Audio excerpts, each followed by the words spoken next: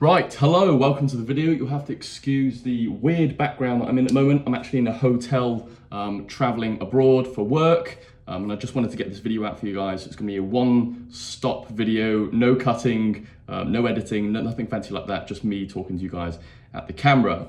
Because the GT4RS's other brother, sister, the Spyder RS, just released last night. I've watched a couple videos already, and I've read up on a few kind of articles, and it's very interesting to see this car and how it is different to the 4RS. So they're supposed to be identical, the GT4RS and the Spyder RS, same engine, same suspension, but one car is more tailored for the track, and the Spyder car, the convertible, is actually more tailored for the road. And typically convertibles, Spyders, they're more tailored for the road because that's kind of their primary use of them, enjoying them in, say, the south of France, nice twisties, and you can take it to the track if you want to. And so because of that, the suspension has been softened off a little bit than the 4RS. But if you've watched my recent videos on the channel of the GT4RS, you'll hear me say that actually I found the 4RS suspension to be pretty much identical to the GT4. It might have been a little bit more stiffer, but I found it so easy to live with and actually a really good dailyable car as an RS product. I can imagine a 992 3RS would probably be pretty much a bit too stiff, a bit juddery, a little bit unable to be lived with and dailied.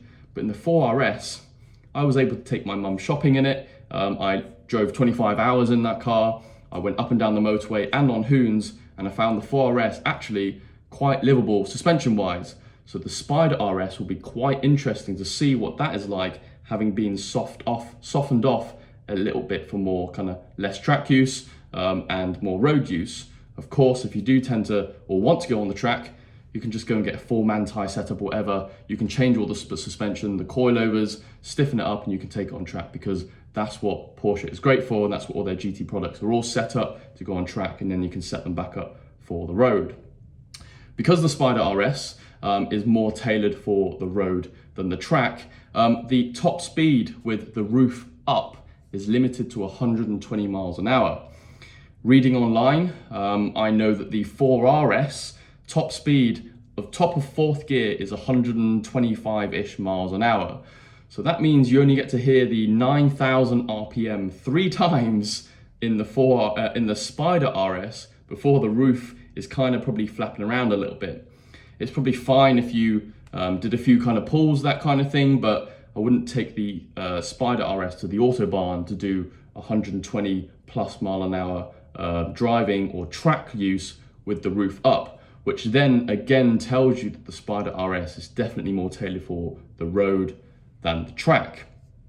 Because we're talking about suspension, because we're talking about the roof, we've got to touch on it, right? It's completely different to how the GT4, the Spyder roof works. So in the normal GT Spyder car, the Spyder, you can kind of open it up and then you just pull the roof back and it all folds back and then you close it again. There's a little bit of kind of jumping between the two and kind of hooking bits in and that sort of thing, but it's pretty straightforward. Pull it back, pull it forwards to put the roof on and off.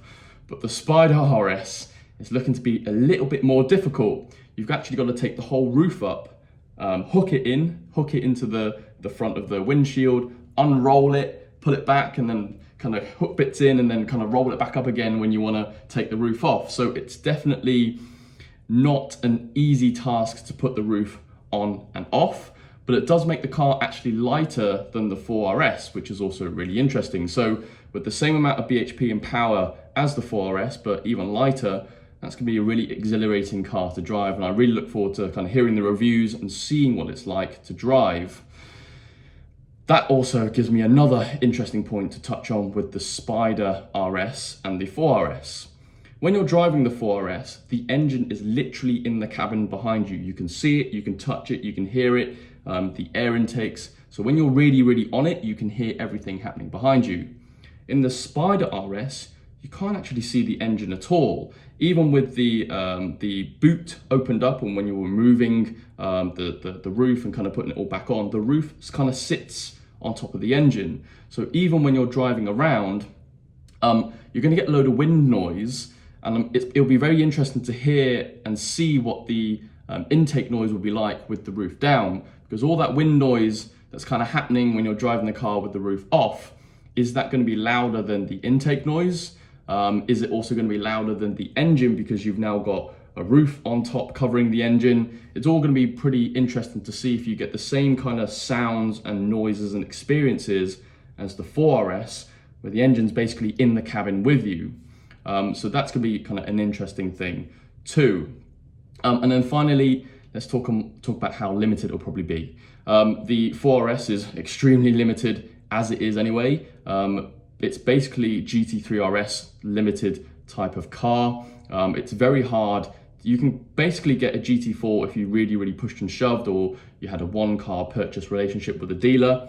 And then to jump to a GT3, you've kind of got to get a really good relationship with your dealer. I'm talking 10 cars. To get a 3RS, you need to have a very, very special relationship. So the jump between GT4 to GT3 is massive, and then 3 to 3RS is even bigger. And I would say that the 4RS kind of sits within the GT3 to GT3RS kind of gap. It's pretty limited. It was almost every dealer around the UK only was able to get one car.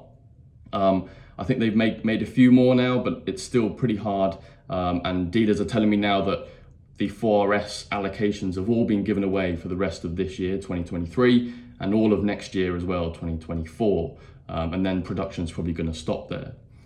The Spyder is always more limited than the GT equivalent, the coupe version. We saw that on the GT4 and the Spyder. I wanted to get a Spyder when I came to get my car, but there were just, Spyders were harder to get because they were making less of them on the used market. Because there was less of them, they just cost more on the used market. So I ended up going with the coupe car because it just cost a lot less. You can see the same thing with the GT3 and the Speedster. The Speedster is a lot more limited than the GT3. And so it's going to be interesting to see what the Spyder RS is like when the dealer allocations come out and how many Porsche make. The Spyder RS will probably be more limited than the 4RS. But at the end of the day, I'm interested to see how kind of it compares to the 4RS sound and noise wise. We know it's going to drive well. We know it's going to be fast. It's got the same kind of 500 bhp as the 4RS, but it's more the sound that I'm kind of interested in. It's definitely a pure, more sunny kind of weekend car, particularly for us in the UK. If you did manage to get a Spyder RS, you'll be driving around with that roof up all the time, particularly in the winter months. So you'll only really be taking that roof off in the pure kind of June to August period, whereas the rest of the time here in the UK, convertibles just don't really make much sense. And then the standard Spyder was easy, where you could just kind of pull it on and off. If it was a sunny day in December, you could kind of fold the roof back and enjoy it for a little bit and close it back up again. But in the Spyder RS, it's probably going to be a little bit more of a faff to do that. So who cares when you're driving a Boxster, the first Boxster with a GT3 engine in, a GT kind of cup car engine in. It's the first and last time that will ever happen. So this is a very special car, and I look forward to seeing it, hearing the reviews, maybe potentially driving it if Porsche GB managed to get one, and I can get my hands on one. But subscribe down below. That will help me kind of build up my numbers and maybe help justify me getting a car to drive and film for you guys. So that's my rambling done. That's my kind of brain dump of information that I've kind of read up on and seen since the car launched last night. But comment down below, let me know what you think about the Spyder RS. Are you gonna prefer to get the GT4 RS if you had the cash, if you could? Would you rather have the 4RS because you prefer the wing, the aggression, the engine in the back that you can see and touch? Or the Spyder with the cooler kind of speedster humps? I'm a lover of a Spyder fan, so if I had the choice between the two, I think I'd be pretty hard pressed to decide as well. So yeah, thank you very much for watching, and I'll see you later in the next video.